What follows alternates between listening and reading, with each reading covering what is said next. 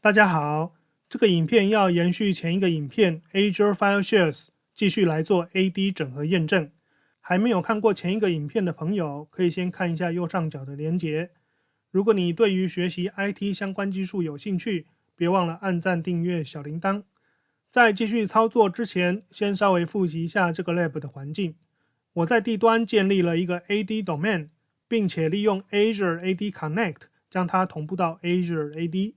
如果对于 AD 种类还不太清楚的话，可以看右上角连接的影片复习一下。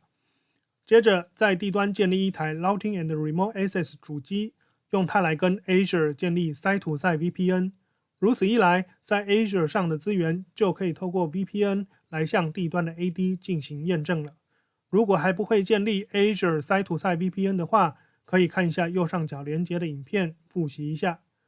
依照正常的部署原则来说， Azure 属于一个独立的 site， 应该要在这个 site 建立专属的 domain controller。但基于我只是做 lab 而已，要省钱的关系，所以这里我只透过设定 VNet DNS Server 指向地端的方式来运作。接下来将 Azure 上的 Windows 10 Client VM Join Domain， 也将 Storage Account Join Domain， 接着设定相关的权限，验证连接就完成了。那么由于 Lab 的环境并不是每天24小时运作，基于节省费用的前提，我已经将 Site-to-Site VPN 的建立写成了 PowerShell Script， 需要建立的时候只要执行就可以全自动打通。虽然建立 Virtual Network Gateway 需要大约45分钟的时间，但既然可以省下大笔的费用，只要在做 Lab 之前提早 run 一下就好了。这个 script 我是放在 Routing and Remote Access 上面跑的。跑完除了建立好 Azure 上的相关资源之外，也会建立本地的 Daemon Dial。另外，我也写好了移除 Site-to-Site VPN 的 script。Lab 做完后，也是只要 run 一下，就解除所有的相关资源了。如果你对于这个 script 有兴趣，可以 Google 关键字 Dino9021 Azure Site-to-Site VPN。VPN 建好了之后，将 Azure 上的 Windows 10 VM 开机，并透过内网 IP 直接连上。连上后，先开启一个命令提示字元，敲一下 ipconfig 参数 O， 确认一下 DNS Server 已经正确指向地端 Domain Controller。这个设定我也是在前面的 PowerShell Script 里面直接做掉了。如果你要手动设定的话，操作步骤是先到 VNet， 点选左侧的 DNS Servers， 改成 Custom， 填入地端 DNS Server 的 IP， 然后按 Save 就可以了。回到刚刚的 Windows 10 Client， ping 一下我的 AD Domain， 确认连线没有问题，就可以来 Join Domain 了。先把 Computer Name copy 下来，到 Domain Controller 中展开要放这个 Computer Account 的 OU， 先将 Computer Account 建立起来。点选 Properties， 目前的 Operating System 栏位是空的。接着回到 Windows 10 Client 执行 Join Domain， 并且重开机。再到 Domain Controller 点开 Computer Account 的 Properties， 可以看到 Operating System 栏位显示了正确的 Windows 版本，表示有确实成功加入网域。接下来要将 Storage Account 也加入网域。回到 Azure Portal， 进入 Storage Account 的 Configuration 中，找到 How to Domain Join this Storage Account 的说明，点选左侧的 Enable ADDS Authentication 段落，往下找到 Download AZ Files Hybrid Module， 我们需要将这个模组复制到一台 Domain Join 的机器中，并且以具有建立 Computer Account 权限的账号来执行它。这里我将下载连结复制下来，再到负责 Azure AD Connect 的 VM 中下载解压缩，接着以系统管理员身份开启 PowerShell， 依照网页说明依序执行指令。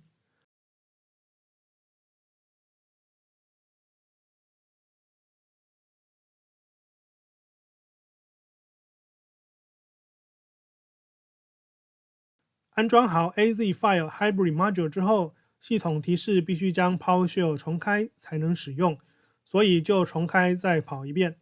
接着他又骂我还没装过 Azure PowerShell Module， 但是他很好心的可以帮我安装，只要我点头答应就可以了。于是我按下 A Yes to All， 点头如捣蒜，他就帮我安装了。后面的指令因为需要编辑内容，所以我先写成 PS1 的档案，其中有一个重要参数要指定加入网域使用的 Account Type， 预设采用 Computer Account， 或者你也可以选择采用 Service Logon Account。Computer Account 很简单，就是在 Domain 中建立一个 Computer Account。Service Logon Account 则是建立一个 User Account。无论使用哪一种 Account， 目的都是要跟 AD 进行验证。主要的差异是 Computer Account 的 SPN 尾码会是 file.core.windows.net， 这个在 Multi-Forest Trust 的部分会需要特别处理。相关的处理方式，微软说明网页中也都有详细步骤。另外，还有账户密码到期的问题需要处理，这个在影片的最后会讲解。除了 Account Type 之外，还有一个参数要指定 Storage Account 存放的 OU， 这个可以先到 AD Users and Computers 的 View 中开启 Advanced Features， 再到 OU 上按右键选内容，在 Attribute Editor 中取得 Distinguished Name。 最后一个重要参数是加密方式，如果你的 Storage Account Name 长度大于15个字元，就不能使用 AES-256 加密，这点需要特别注意。做到这一步，我忘了切换账号，目前这个账号并没有在 Domain 建立账号的权限，所以只好再切换不同的使用者，用 Domain Administrator 重跑一遍，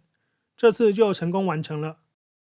马上到 AD Users and Computers 中确认有建立 Computer Account， 并且到它的 Properties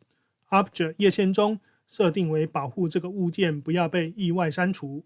这个动作有一点重要，我自己先前的 Lab 中不知道为什么，每次隔天这个 Computer Account 就会消失不见，在我把它勾选了保护之后，就没有再发生消失不见的事情了。